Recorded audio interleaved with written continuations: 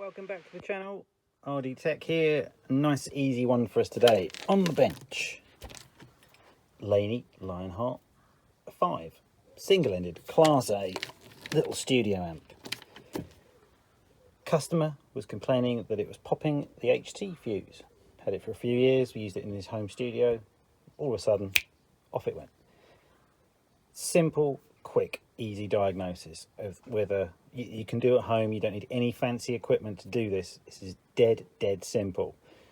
What you're going to do if your HT fuse blows, first of all, order yourself, or before you have this problem, go and order yourself the correct rating for your amplifier. It will be listed above. This particular one is a 100 milliamp or 0.1 amp fuse. T means time delay, so a slow blow. It would say F for a quick blow or fast blow, okay? No one likes a fast blow. Anywho, so beauty of these little amps is you don't actually need to have a speaker connected, but unlike other balance, it has a built-in load for home recording. So we're going to diagnose this amp very quickly. The quick, easy way to know if your output valves have failed is remove the valve, as we have done here, no output valve. Put in a new correctly rated fuse, switch the amp on, give it a few seconds, then take it out of standby into play mode, then turn it all back off again, then check your fuse. If the fuse has not blown, it means your output valve or valves, there is a problem with one of them. It will be a short circuit within the envelope of the output valve. This is the original one that came with the amplifier, and I'm pretty sure this is the one that was when the customer purchased it, a Ruby Chinese EL84. That's it. So if the fuse doesn't blow, go and put in a new set of tubes. If something like this doesn't need biasing, it's a single-ended, you just put it in, it's cathode biased. Job done. Easy fix. If it's something bigger like a Marshall, etc., then you probably want to get it to a tech to get it rebiased, unless of course you have a messer and you buy messer tubes and you just plop them in, away it will go. That's it, guys. Nothing fancy. That was all that was wrong with this. I put in a new valve, or it wasn't blowing HT, put in a new valve, switched it on, it worked fine. Now, should we have a quick look inside? Since some of you may be curious, I know I am. Let's take it apart and have a quick look inside. Okay, so here's the inside of the Laney Lionheart studio. All PCB, pretty neat and tidy. Yeah, it's a pretty well laid out board. Down here where your speaker outputs, you've got two. I don't know if you can see it in there, it's pretty difficult with the lighting. Let's have a look. Yeah, you got two large cement resistors there. I would guess totaling sort of 8 ohms, and they'll be probably 5 watts each, perhaps maybe 10 watt resistors. This is only a 5 watt amp, so they'll probably be more than enough to take the output and absorb it, but it's just going to be a resistive load. It won't be reactive. Not something in this price range. I have not looked at the schematic. I'm not sure what that adjustment, that's a potentiometer, a little one.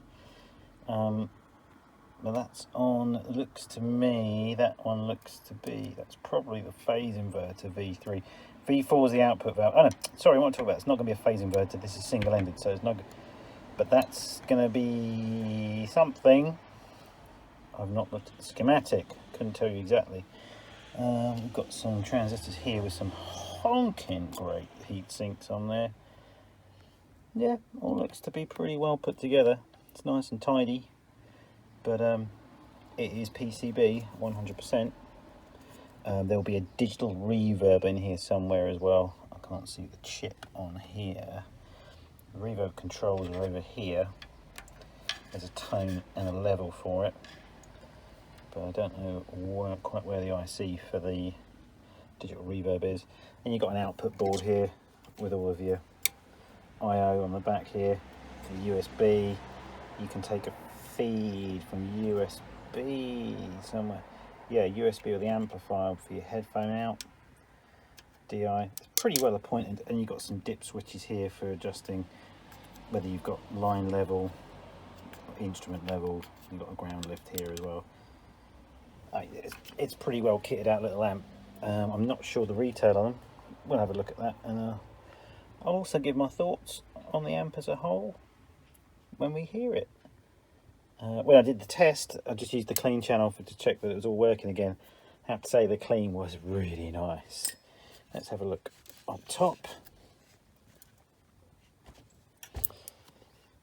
So yep, you've got, so it's a power transformer, output transformer. I'm not sure what that bad boy is going to be. That's almost as big as the output transformer here. Curious. Yeah, so you've got two preamp tubes here. Oh, looks like someone's over tightened that one. They've gone past the little lugs. Oh, yeah. That's a Chinese ruby tube. That looks to be a JJ arrangement. Let's have a quick look. Oh, Tad. But that could well be a JJ manufactured for Tad. Looks like they've put a better valve in V1. Oh, and a Tad in there as well. Interesting. Have a look at the schematic. I'm curious to know what each part of that is doing. If I can find a schematic, that is.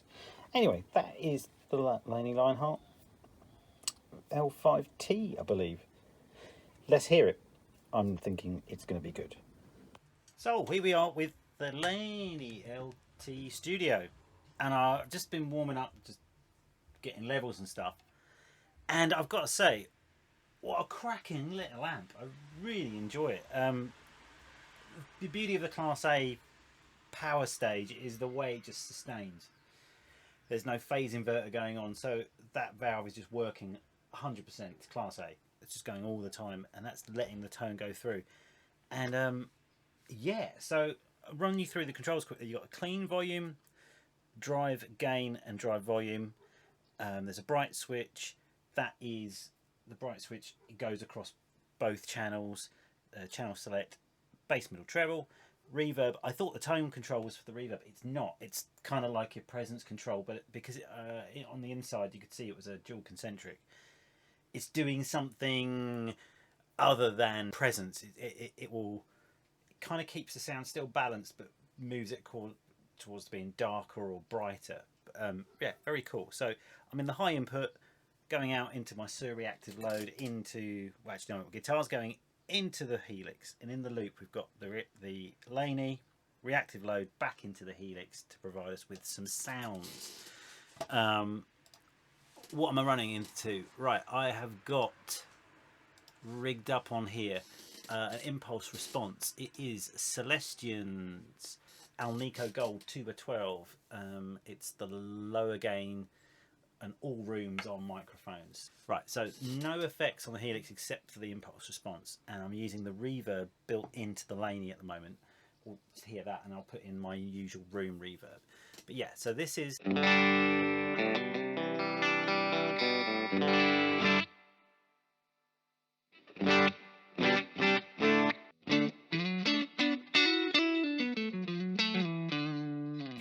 I think that's a nice sort of hall reverb going on there. It's perfectly acceptable. I've got this quite bright at the moment. I've got the tone control wound up. I'll put it back on 6. So we've got the volume. The clean volume is the master volume for the clean channel. This is running at about 5. So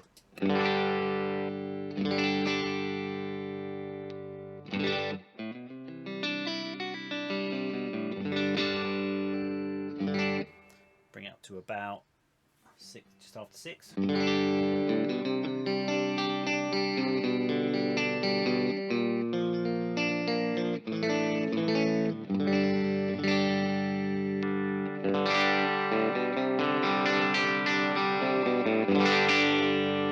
Just starting to get the power amp to break up. Remember, this is only 5 watts, single-ended, so it will break up pretty quick. But for clean tones, I think I am kind of in love with this. Let's put on Helix's Room. This is the sound. This is no reverb from the Laney.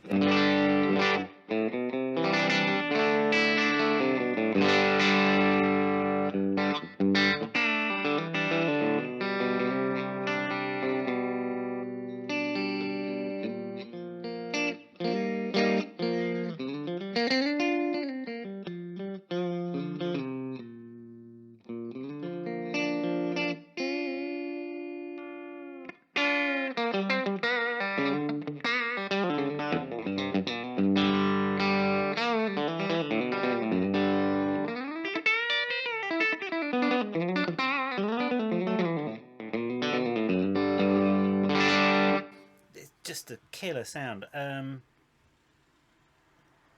Let's do everything on 6.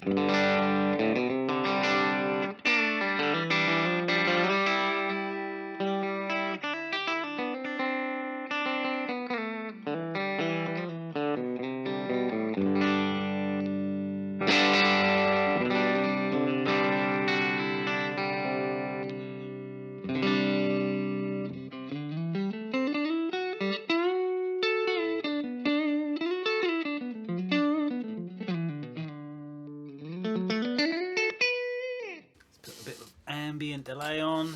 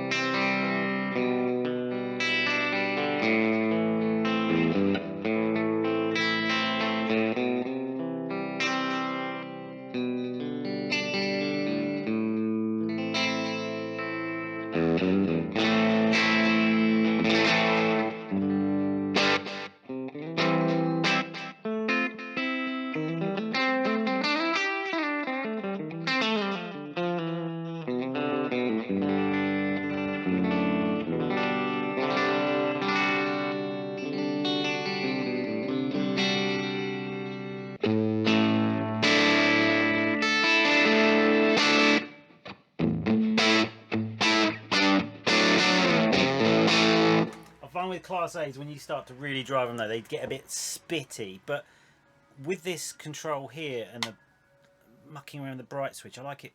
Volume's an 8 here.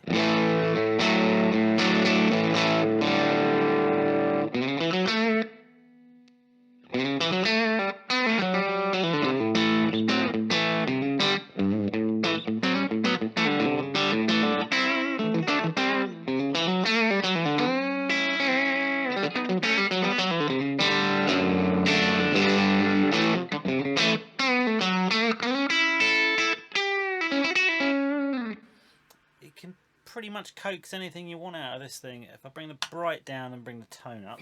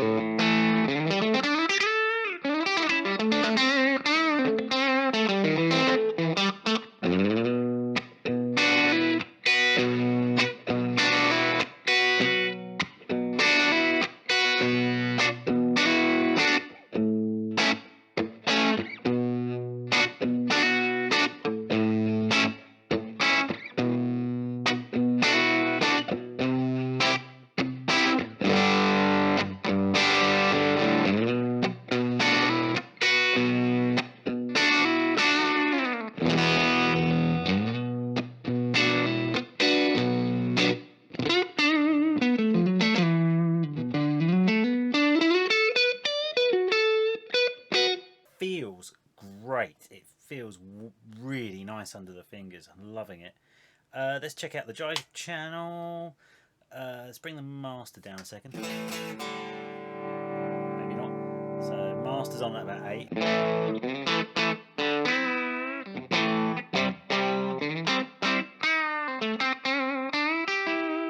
It's on low gain.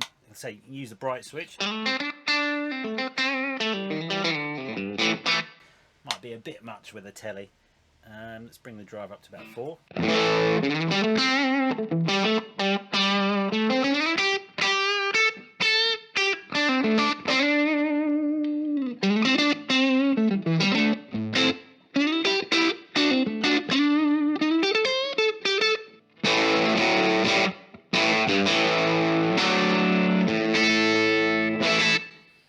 So let's have a play here. Bring the treble down, but bring the tone up. That's one way. Bring the tone down, treble up.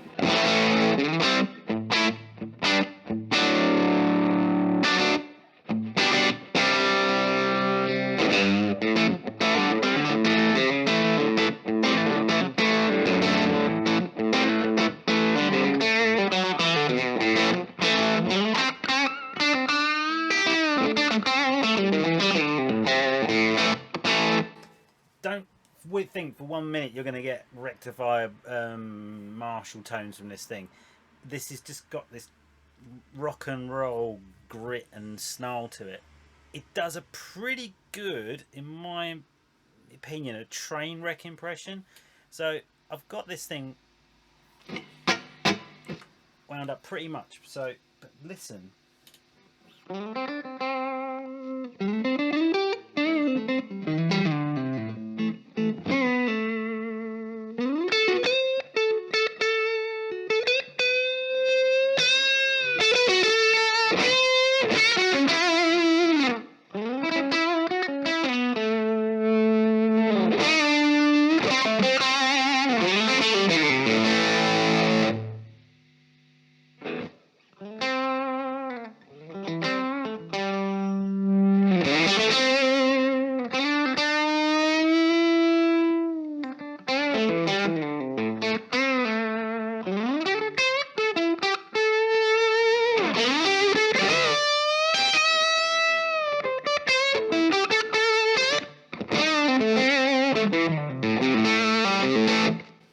Let's try that same sound with the Les Paul.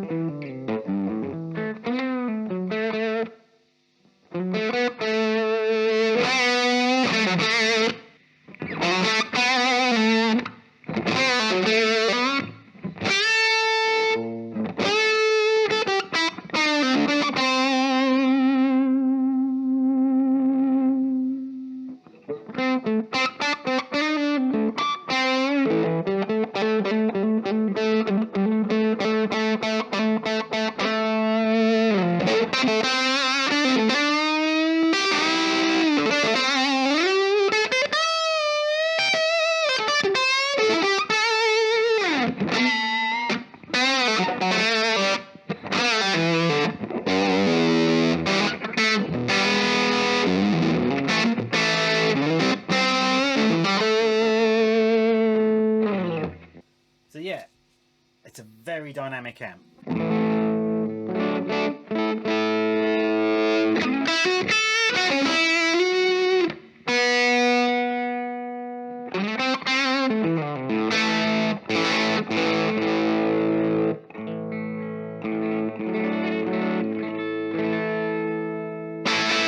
So with the EAS Studios EVH cab, my usual with the M160 mic, you get a much different tone.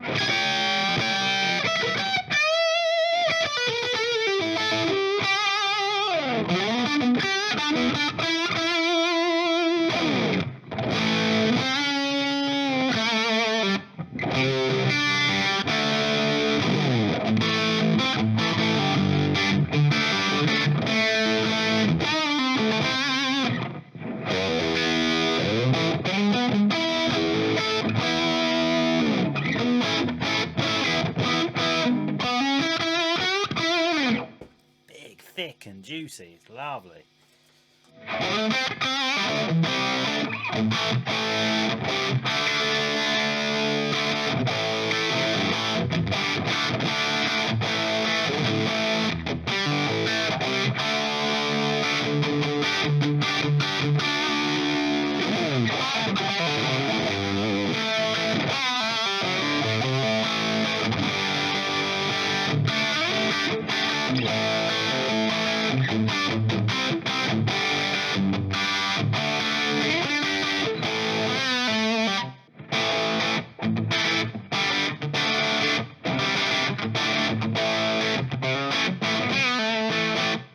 So I've put the tone controls here. I've put the tone all the way up, brought the mids up and the treble and bass down, and backed off the gain a bit. And with a 412 IR, it's